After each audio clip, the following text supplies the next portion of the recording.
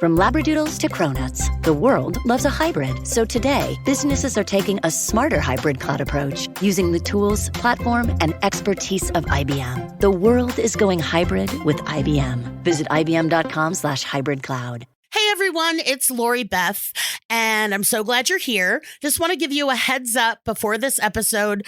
I am not good at making podcasts yet, so we had some technical difficulties. You'll hear it. Clark's microphone tries to eat my microphone. So it's like a nature documentary with carnage and really weird sounding podcasts. So please bear with us. We have fixed the problem because I live and learn. And please enjoy this episode of Bad Advice with Lori Beth Denberg, which is me. So it's weird to say that. On today's episode, taking a relationship from casual to serious, the difference between weed and alcohol, and why your cranberry sauce is too damn fancy. All that and more on today's episode of Bad Advice with Lori Beth Denberg. Help me out, almighty Lori Beth Denberg. Give me the vital information so I get the red thoughts to do, yeah. The church of Lori Beth is in session and we're reading from the scriptures of vital information. Talking my goddess and my savior, my LBT. Just tell me what's going on with me. Oh, my goddess and my savior, my LBT. Just tell me what's going on with me. The Lori Beth Denberg.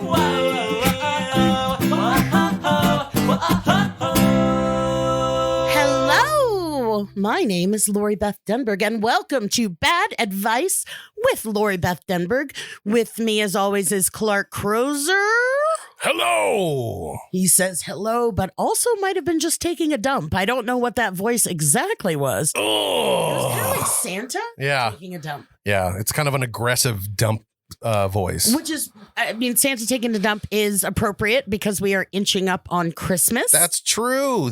Happy holidays, LB. Happy for our Jewish listeners, happy holiday. Yes. Are you in the holiday spirit?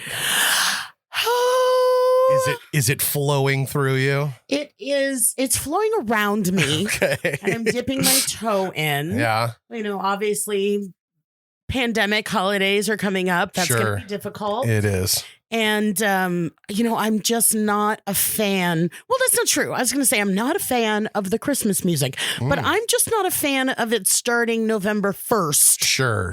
And being exclusively Christmas music. Yeah, no, I can understand that. It's my family tradition. I always start getting ready on Black Friday. Mm-hmm. Black Friday is the day that you put up your Christmas decorations and start getting Christmas ready. Now, right? You do a whole thing. Yeah, we do a whole thing. My parents have they used to have multiple trees to put ornaments on. But then I don't know, 5-6 years ago, my best friend Logan, that you know, who we grew up with, he started painting life-size cartoon murals. Oh my goodness! And cutting them out of wood and all this stuff. So you guys should know too that Clark is a very talented artist, like visual artist, and Logan is as well. Yeah. So when they say he's painting things, like they look like the stunning. Real thing. Yeah, exactly. And they're all they all have to be exactly life size. So he painted her a couple of years ago a Wreck-It Ralph. And the board that he painted on is literally 8 feet tall. Wow. It is huge. It is so big. And so how did he get it to her house? Yeah, he had to strap it to the top of his car. It's crazy. There was a giant Wreck-It Ralph that's just zooming down the freeway. But we finished that on Black Friday, and then we decorated our tree, and I am very proud of our tree. It's stunning. We have an amazing tree because it's not really a Christmas tree as much as it's just a nerd tree. It is. It's just a glorious nerd tree filled with glorious nerdy ornaments. And my favorite is that there are several dead body ornaments on the tree, which is so festive. You know? That's for Dios de los Muertos. Exactly. They made a Christmas ornament of the family roadster from National Lampoon's Vacation. Oh. And of course, on the hood of the car, the roof of the car, is the ant that was dead, and they wrapped her up and they put her on the roof of the car. Yes. So there's a dead body caricature on my Christmas tree. But tell us what sits atop your Christmas tree. Oh, right. On the top where the star usually goes, of course, is a giant, really expensive Hallmark Death Star where you press a button and it'll play one of the two themes, and it has like all these glowy lights. It can glow green and blue and red. And it changes color. Like yes, it with the music. It does, and it rotates too, Yes. no? Yeah. The whole tree rotates. We have it on a rotating stand. Oh, that's right. So that you can see everything. And then, it's a fake tree, so we don't have to worry about watering it or anything. Well, don't. That would be dangerous. Exactly. But the one other tradition that we always have at my house, and you know this, is that my mom makes cookies. And she actually made a cookie for you. She has a new recipe this year. These are coffee cookies. So the chips are like coffee infused chocolate chips in a cookie. Okay. So it's kind of like a mixture of caffeine and sugar in a really delicious way. Okay. And I'm the guinea pig trying these out for the first time? I mean, you're not, I don't think you're going to die. Some people have had some. They're just brand new this year. All right. It looks really good. Clark's mom, Robin, is amazing. I mean, she's amazing in every way. And, but she just bakes. She makes these awesome things. She did all of the desserts for Clark's wedding. Yeah. Which were amazing. Yeah, So, all right, I am going to try this experimental cookie. Yeah, please. Right? Not too horrible. It's you get the cookie first, and then you kind of get hit with a little bit of the coffee. Yeah. Right? I'm liking that. Not horrible. A few years ago, she tried to experiment. She did blueberry muffin cookies where she had like fresh blueberries that she put into the cookie batter when she was making them. And it was like a blueberry muffin in cookie form. It was really good. Oh, it was good. Oh, yeah. It was amazing. I thought the end of that story was, and then the food poisoning. No. Well, Robin, the cookies are always good. This was a very good experiment on your behalf. I enjoyed the bite I have. I will have the rest after we record because I'm not sure you're supposed to sit and eat cookies and drink water during it's true. the podcast. But I thought you might like to have a little treat and get a little. This is a review. A little pep. Robin's cookies. Caffeine cookies. She needs to have caffeine cookies. She needs to have like a name. Right. Yeah. It needs to be like Jittery Uncle. I think Jittery Uncles is the way to go. I think you hit it in the first try. All right. Well, now that we're done with the cookie reviews, are you ready for some questions? Yes, sir. All right. Let's move on to some bad advice. All right. We've got our first question here is from, I love this name. It's an Instagram, and the Instagram goes by J Sally Wally. Oh, I like J Sally Wally. That's a good name. All right. She asks, how do you progress in a relationship? I've been dating this guy for a few months and I want to keep progressing with him, but I don't think he takes it seriously. What should I do? Oh, girl. Yeah. Let me speak to you from the heart and from personal experience. First of all, thank you for writing in. If someone wants to be with me, then they'll make it known. Yeah. And if they're not putting in what I need, I have learned the very, very, very hard way. Yes. To take people at face value and to take actions over words. Yeah. Yes. Because I've been in positions where it's like, oh, no, I want to be with you. I just don't know, and it's like, I'm not getting what I need. Right. And I'm hoping for it and I'm holding on for it. Right. And it's no good. Well, and the words might come, but the actions don't follow. Yeah, it's really about the actions. Yeah, because anyone can say the words. It's too easy to just say the words. So exactly. She might be looking for, to keep it progressing I just don't know if just asking for words is going to be good enough here. What she's really needing here is some action. Well, it goes both ways though. You have to have that you don't have to, but one way to go about it is to have that conversation and say, hey, blank. Right. You know, where are we going with this? Right. You'd be, I don't want to be the girl that says, where are we going with this? But where are we going with this? And depending on the answer, well, here's the first thing. Yeah. When I would have these conversations, I have to be prepared to get the answer I don't want. Yeah. I have to be prepared to hear what I don't want to hear and to take that as the truth. I mean, I don't think that's a general across the board idea. I think that's what fits you really well. Yeah. You can't handle it if things are too cloudy and you don't know what's going on. You're the kind of person that really likes things to be laid out for the truth. Exactly. So if I'm there going, hey, you know, what's going on here? I'd like to do this and this. You know, how do you feel about that? Right. That's the way to start the conversation. And, you know, I had to be prepared to hear, you know, I'm just not that into it. And, you know, it's great being friends or being casual, but, or I heard, no, I really, you know, want to be with you. Right. And, you know, you're so special in X, Y, and Z, but then the actions didn't follow. Exactly. And that's where I've gotten myself stuck in a bad situation where I'm not happy. Yeah. And I'm resentful. Yeah. And then I'm full of self-doubt and, you know, oh, it must be me. I'm not good enough. You know, all that shit. Yeah. And I have spent a lot of time in relationships like that. Yeah, too long, unfortunately. I have too. We both suffered from that because you have these 3-year-long relationships and you feel like, okay, well, this might be going somewhere. And then in the end, it just flutters away. Yeah. And I'm left. That's what the hardest part is. On the other side, I'm left going, why am I such a fucking idiot? Right. And that's just not great. Not at all. This has nothing to do with the question, but Bags, the dog, is here and he just farted so hardcore. Oh, it's perfect timing. It is. Talking about stinky relationships. We were getting a little too deep. Exactly. You needed to lighten up the mood. You can have that conversation. Wow. Yeah, you're getting it now? Man. It's wafting over there. Yes, it is. Have the conversation if you're comfortable with it. Yeah. And if you're not comfortable having the conversation, you can always say, look, you know, I want more than what this is seeming like. So see ya.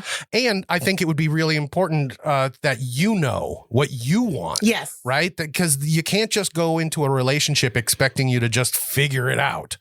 You got to work at it. And that means you got to know what goal you're working towards. Yes. So if you really if you feel like this is the right person and you want to marry this person and this is children and grandchildren and all that, you need to start speaking up. Yeah. And if it scares him away, then he wasn't the right guy. Yeah. And that's hard to take. It is. What I want versus what reality is are often two very different things. Yes. And when I've held on to what I want, this could turn into what I want. This could turn into what I want. It's like, A, it doesn't. And B, I'm torturing myself. And C, I get on the other side of it going, oh, I'm an idiot. Why did I do that? Yeah. Or why did I do that again? Yeah, exactly. Which is even better. Oh, and it's hard because it's like you really want to put everything into this, right? This is something that it means a lot to you and you want to have a relationship with someone. And when you're in that relationship, it almost feels like the two choices are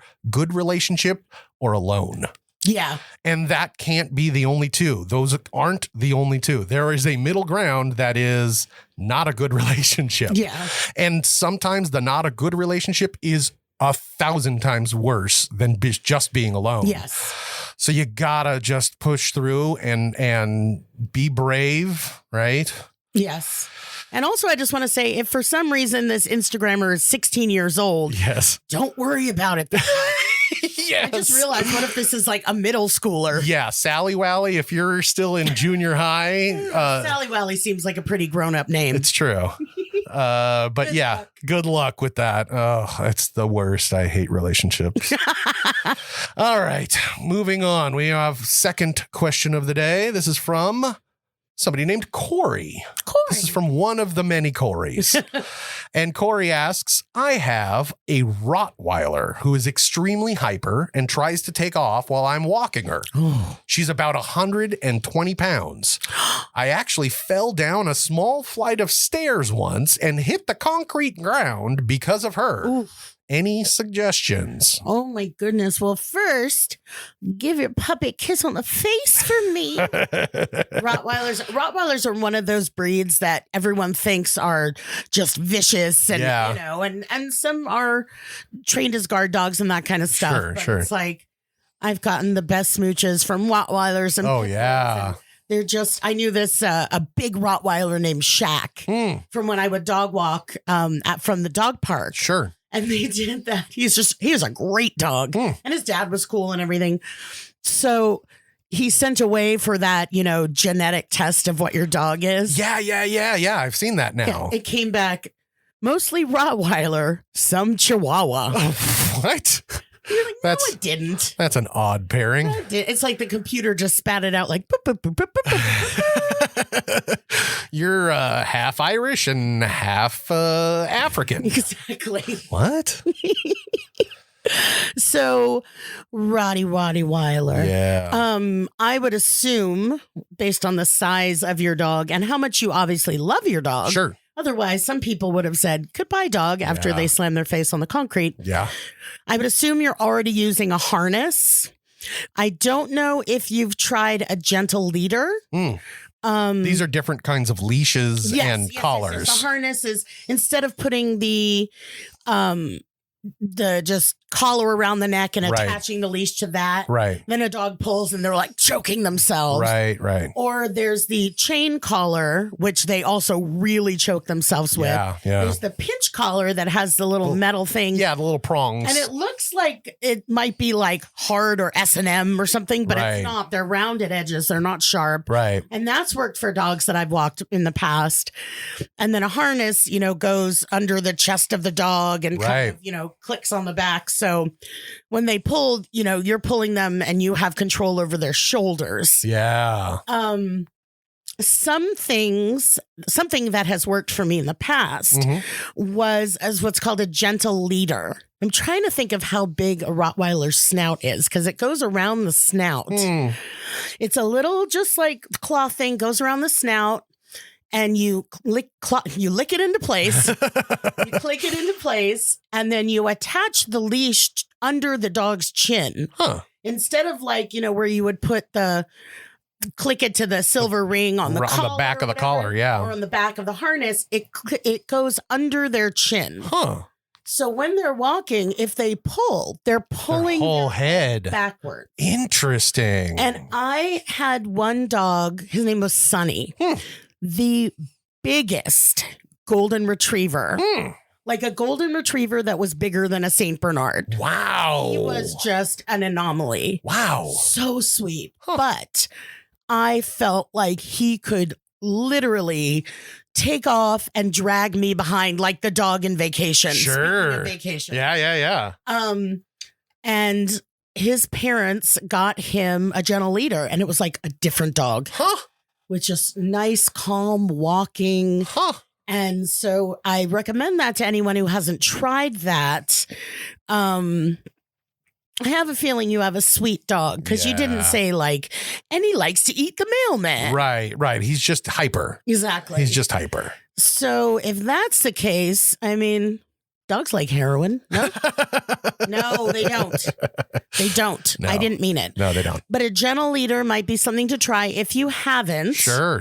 And also another thing to do is if your doggy is good with other doggies. Take Dog them to park. the dog park. Dog park. Because then they can go off leash and run and poop and pee and wrestle and get tired out.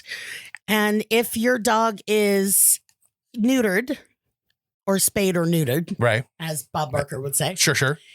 And good with other dogs and good with other people, then there's nothing better than just letting the dog go in the dog park and watching them wrestle and tumble. Yeah, absolutely. Those are a few ideas, but please kiss your puppy for me. I also know when I was trying to train Baggy, because my dog Bags is pretty big dog. He's a big dog. I don't know if he's 120 pounds, but he's pretty big.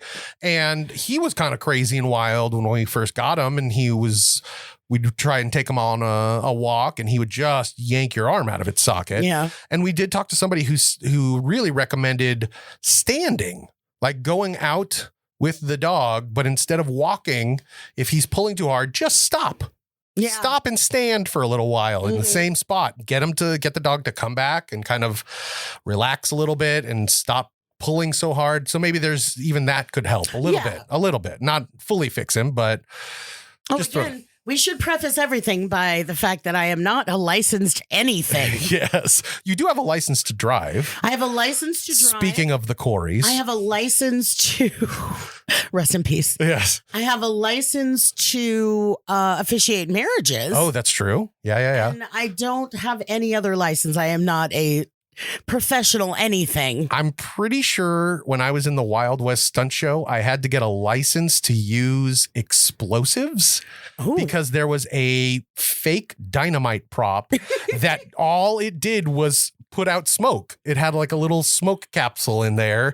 And then when people would hit it, they would just start smoking out of the top of the prop. And for some reason, I needed to get licensed to use that. So I had a food handling license for a while when I worked at a cafe. Did you? Yes, that was exciting. That's pretty fun. So my point in reminding you all that I'm not a professional anything is there are also professional dog trainers that could help you with this. Yes. I'm just giving you my 2 cents about things that have worked for me in the past. Absolutely. Yeah. Now that's some good advice. All right. Well, let's move on to question number 3. Here we go. This question is from Andrew. And Andrew's asking, does smoking weed mean losing sobriety? How are weed and alcohol different? Oh my, that's a really great question. That is a good question. And that's a question I've heard a lot of times. Right. I, for a little background. Yes. I've been sober a long time. I did for maybe a little over a year work in a medical drug and alcohol detox. That's right. I worked there. It was extraordinarily hard, stressful, rewarding, funny at times. It's just kind of crazy. Yeah.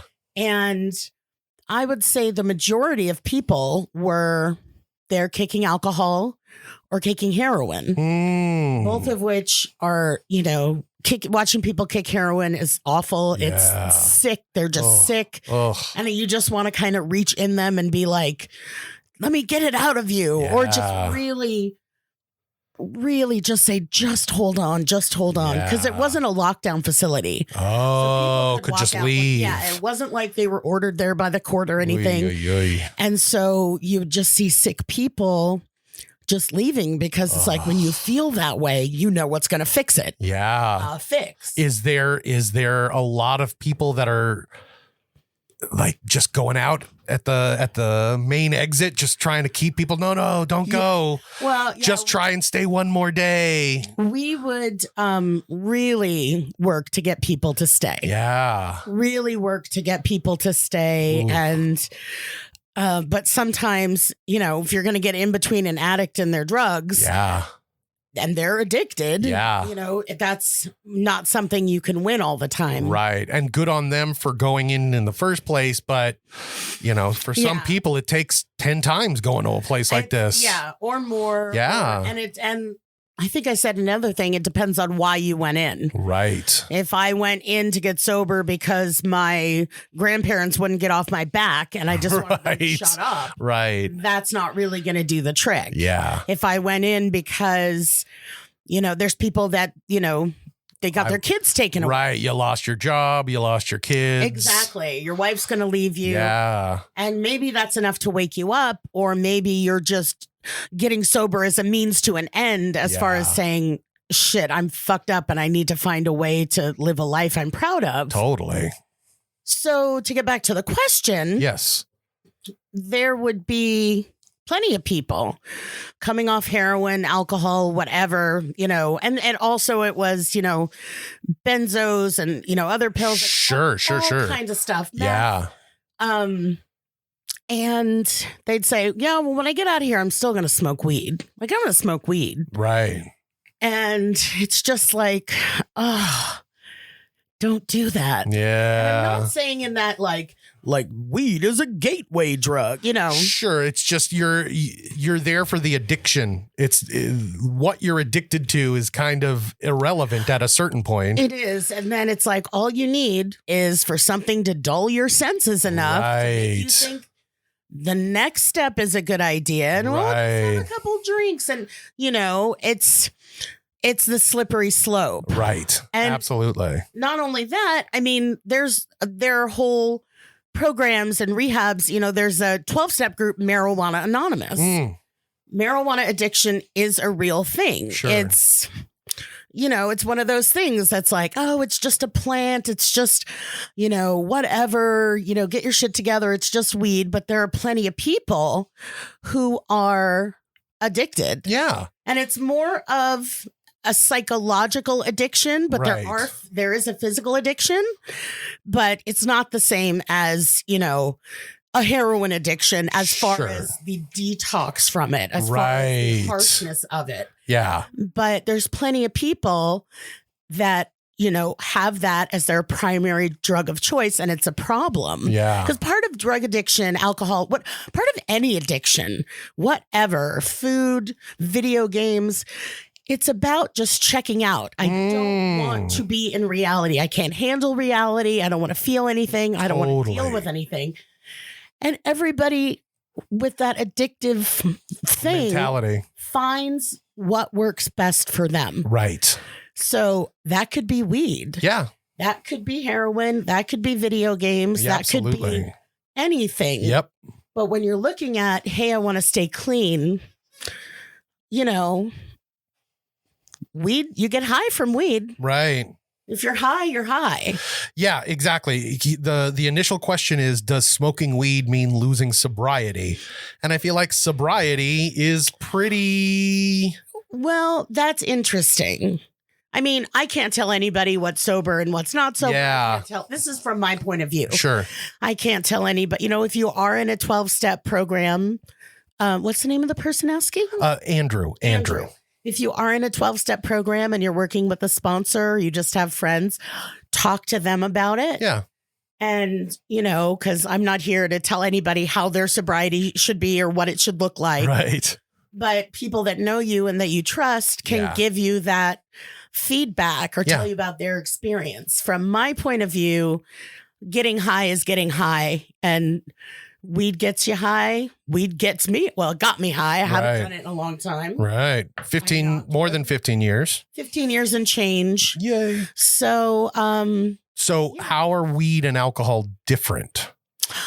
We kind of like speaking from the point of view of where you were and where you were working, and you were seeing people that were coming in that were addicted to alcohol, and you were seeing people that were addicted to, were you seeing any people that were addicted to weed? Yes, definitely. So you could see the two of them coming from your perspective of trying to fix the problem, trying to heal the problem. Is there a big difference between the two? There is a big difference. The psychological stuff is the same. Sure. The blotting out reality is the same. The physical manifestations of them are different. Yes. You know, detox from weed can involve, you know, sweatiness, restlessness, trouble sleeping, feeling nauseous, that kind of stuff. Right. Whereas someone coming off alcohol, there's a risk of seizure. Really? You know, a couple people had seizure. One woman had a seizure and fell into my arms. Oh man. You know, and that was kind of not par for the course. Like that didn't happen every single day. Sure, but it also wasn't horrifically surprising. Yeah, exactly. Like I would say everyone that worked there had that experience at some point. So just from a physical standpoint, detoxing off of alcohol is more dangerous. That's why it's important. You know, people are like, well, I can just get off it at my house or whatever, which a lot of people can. Sure. Like, let me just spend a long weekend alone. Yeah. And that definitely works for some people, but depending on how advanced your alcoholism is and what shape you're in to start with, right, it can be dangerous and it can be life-threatening. Yeah. So, especially if you're really overdoing it before. I feel like the bigger the difference is, the bigger the consequences might be, you know? You're pretty bad and then you do your last hurrah before you get, sober. Right. So if anyone is out there listening to this and thinks they have a problem with drugs or alcohol, please reach out for help. There's lots of places Absolutely. to reach out for help. And if you want to get sober, talk to a doctor, talk to a clinic about the safest way to do that. Yep. Anything is possible as long as you put in a little hard work. Yes. Yay. Support for this podcast comes from CDW and Cisco. Modern modernization today has the products you need to modernize your workplace, like Wi-Fi booster crystals. Let their metaphysical powers enhance connectivity and spiritually awaken your Internet of Things. At CDW, we get crystals won't modernize your network. You need Cisco Catalyst access points that are Wi-Fi 6 compatible and can help you improve reliability, increase capacity, and reduce latency. Cisco and IT orchestration by CDW. People who get it. Find out more at cdw.com/Cisco. Hey there. The holidays are here, so it's good to know Kroger can save you some time with free pickup on all your fresh favorites. Whether your traditions call for a hearty helping of juicy ham, ample apple pie, or Aunt Sue's legendary twice-stuffed stuffing, Kroger has got you covered. So order for free pickup at Kroger.com or the app and get more time to get your holiday on when you grab your groceries curbside. Kroger, fresh for everyone. Free pickup on orders of $35 or more. Restrictions may apply. And now I do want to kind of move on to our fourth question, if that's okay. Yes. I got a really serious one because, this last one was a little jokey. But this next one, this is a really serious question. There's a really bad problem here. This is from John. And John asks, why do people get so upset when I decline to eat their homemade cranberry sauce in favor of the cheap Ocean Spray canned cranberry sauce? I like the cheap canned stuff. Why is it such a big deal? John. Yeah. Marry me. They can take their homemade cranberry sauce with their out-of-place orange zest and all just not even jellified and just take it to their bougie house and eat it by themselves. I'll take it a step down from your Ocean Spray. Okay. To the just like gelatinous dog food can. Right. Ralph's brand. Exactly. Yeah. It Yeah. just goes. Yeah, exactly. So I am with you. Ocean Spray is very good. Yeah. Because it's got kind of cranberry-ish, but it's just goopy. I've never been a big cranberry sauce guy. It's just never come up in my family. Never. Nobody really liked it. But cranberry sauce, cranberries are supposed to be very good for like urinary tract infections, right? Yes. Does cranberry sauce have that same property? I think what you're supposed to do is physically apply the cranberry to the affected area. Okay, that's fine. No, for whatever reason, cranberry then I definitely want the canned version. Cranberry juice is helpful to an SUV, a UTI. An SUV, yeah. My SUV runs so much better when I put in a little cranberry juice. Yeah, my friends, it was Thanksgiving. Yeah. I had gone to drop something off at a friend's house and they left me a bag of Thanksgiving leftovers. So, and they're apologizing to me. They're like, it's just, they have two little kids. Like, they're crazy. They made this whole dinner and they're giving me leftovers because they have so much stuff. Sure. And they're apologizing to me like, the stuffing is just stovetop and the cranberries just like Ocean Spray. And I'm like, this is the best Thanksgiving ever. I cannot tell you that I know anything about cranberry sauce, but stovetop stuffing. Yes. Is just phenomenally good. Yes. And here's another thing.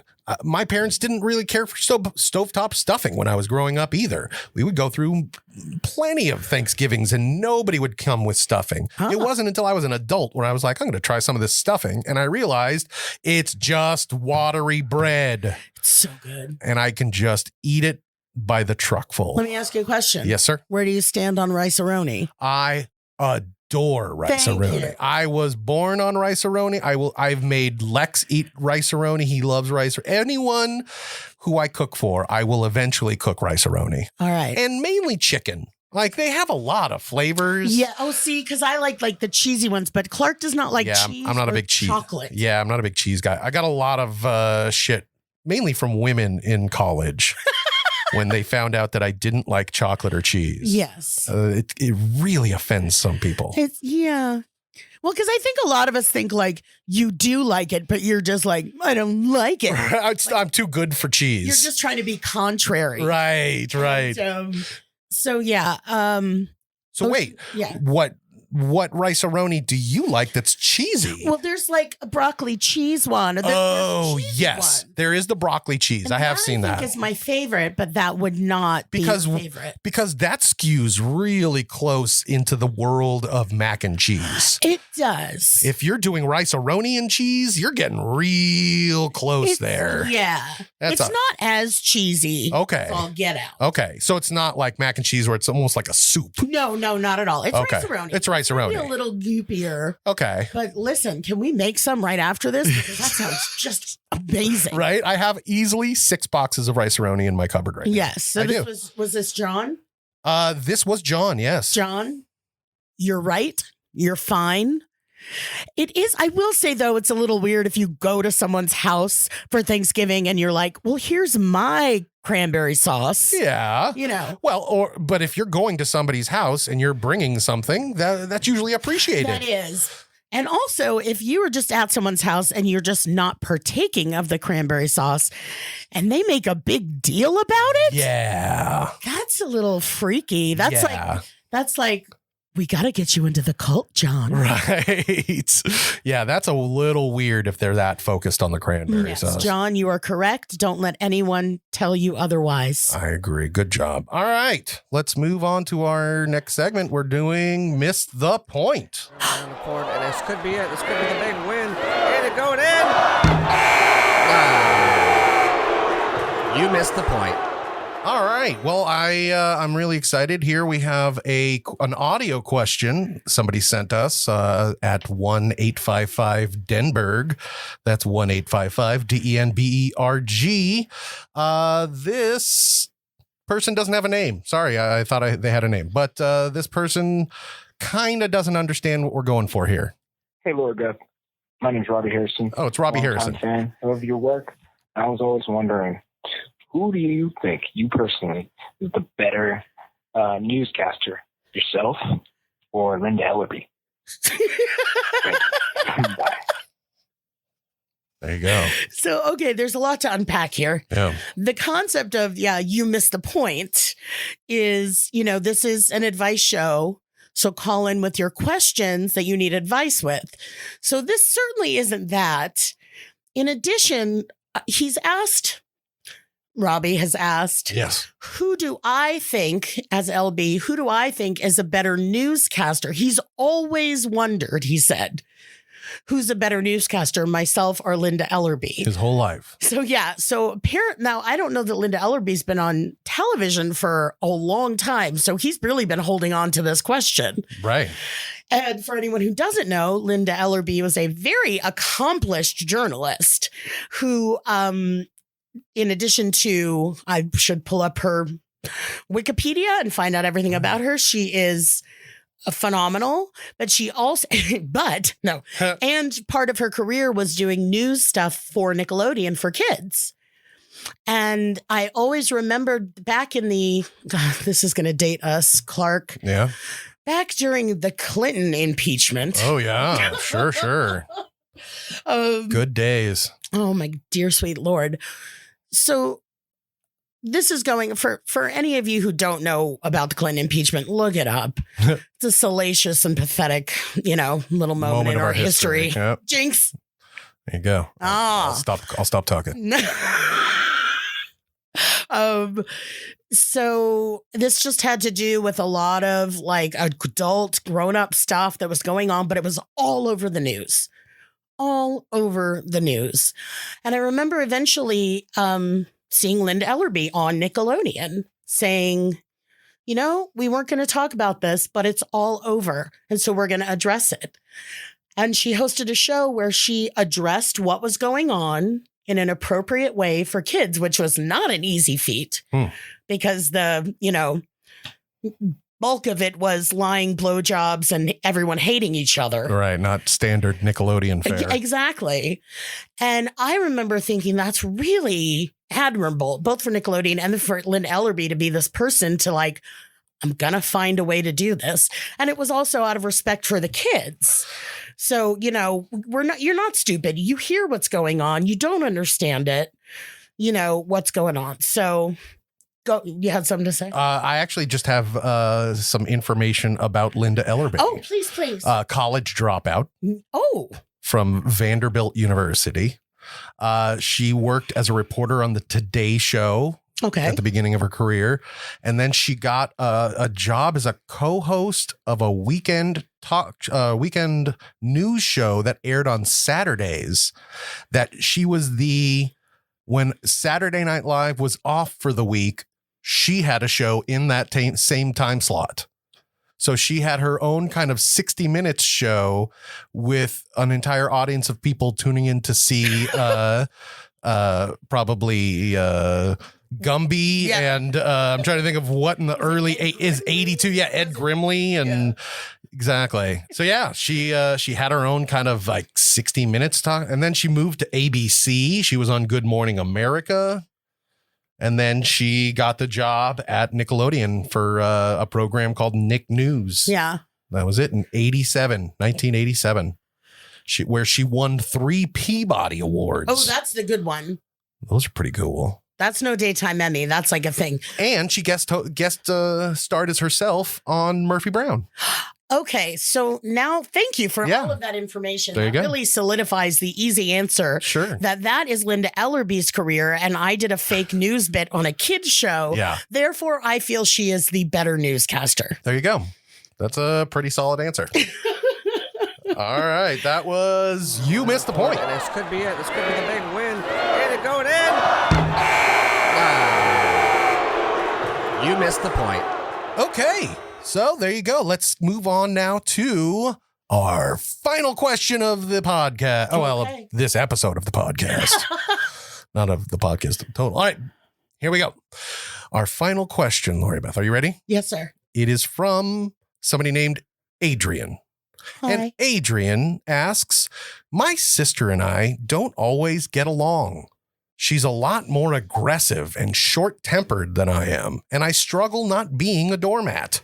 Can you help?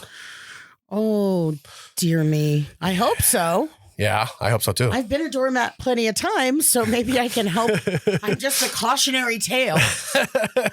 Don't be like me.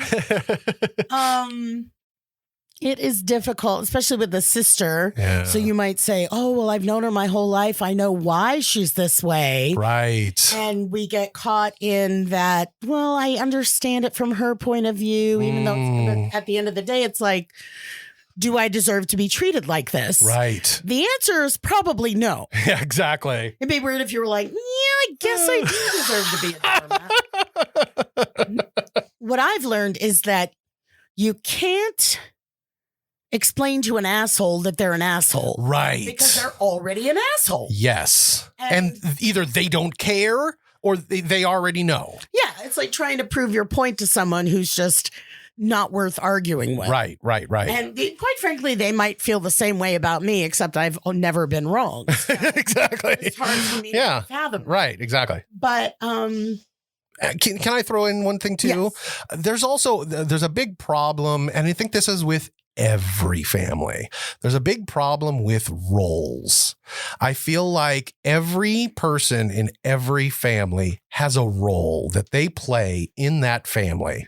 And it might be completely different than how you are outside with your friends, with your coworkers. Somehow when you're back in with your family, you go into these roles and it's hard to change. Yeah. It is. It's hard to change these roles because you've kind of grown up in this way. Yeah, and you've taken them. That's a good point. You know? And to add to that point. Yeah.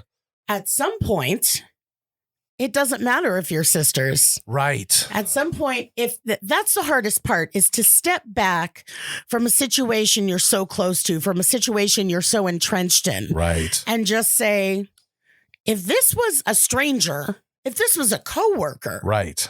would I allow this behavior? Right. Would I allow somebody to be angry and putting me down and belittling me?